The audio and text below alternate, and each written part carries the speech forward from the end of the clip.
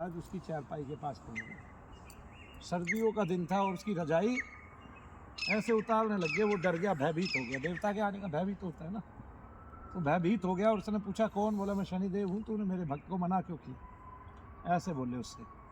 वो बोले नहीं, मैं सवेरे दे दूंगा, सवेरे दे दूंगा, मैं सवेरे दे दूंगा भगवान, मैं सवेरे दे दूंगा। ऐसे करता करता उसने मुझे बताया, मेरी आँख खुल गई, मैं सवेरे दे दूँगा, मैं सवेरे दे दूँगा। ठीक है, तो स्तुतियाँ मैंने लिखी थी, पैसे की कमी पड़ रही थी, पैसे थे नहीं।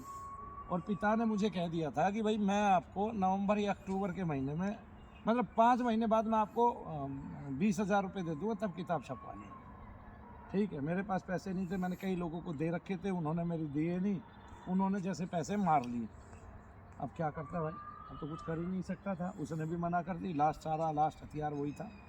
उसकी टीचिंग की जॉब थी, प्राइवेट ही थी, हालांकि उस पर कौन सा बल था मेरा, लेकिन भगवान का बल तो सब पे होता है, सब भगवान के बल है।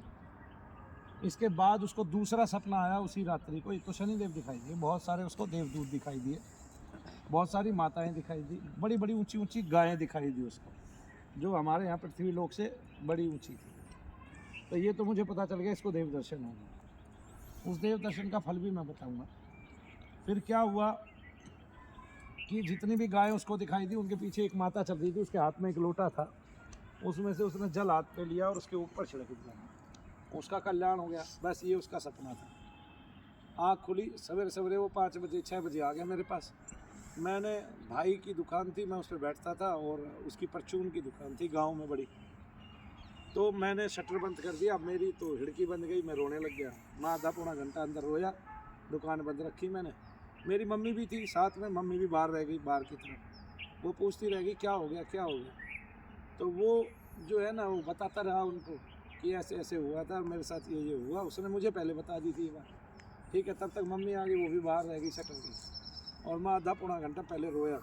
मैंने कहा वैसे मांगे से दे देता, वैसे जाके ज़बरदस्ती को किसी से ले रहा है, नहीं समझे, और उसको बता के ले रहा है। पर इसमें उसका कल्याण छिपा था। उसकी वो PhD हुई और उसकी जॉब लगी कॉलेज में लेक्चरर की। फिर उसकी शादी को बहुत विलम्ब हो रहा था, और उसकी अच्छी घराने में अच्छी लड़की से शादी हुई। आज उसके मेरे ख्याल से बच्चे भी हैं।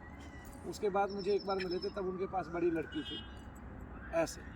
और परम मित्रों में हमारे हैं, मेरे साथ रोज़ घूमने जाया करते थे और ईश्वर चर्चा किया करते थे। तो उनके पास समग्र वो हिंदी साहित्य था पूरा।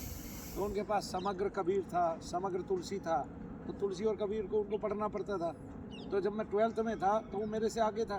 जब मैं 12th में था तो उन्होंने मेरे को सारा का सारा ग्रेजुएशन लेवल तक का पढ़ा दिया था। और जब मैं फर्स्ट ईयर में आने वाला था, तब उन्होंने MA PhD पढ़ा दी थी मुझे। आगे ने MA MPhil तक का कोर्स करा दिया था। फिर PhD के कोर्स से मैं बाहर रह गया, समझ गए।